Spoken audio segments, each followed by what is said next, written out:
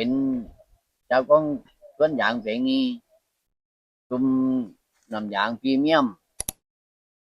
IED รุ่นหนึ่งอ่ะที่เริ่ม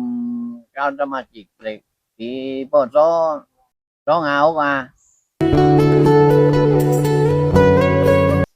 ต้นตะเดาต้นหมอกนี่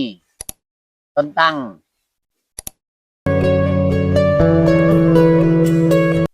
จากของทุนสวนยางระหว่างต้น3 เมตรระหว่างแก้ว7 เมตร3 วันเว้น1 วันผลผลิตเดือนนึงก็ประมาณ10,000 บาทก็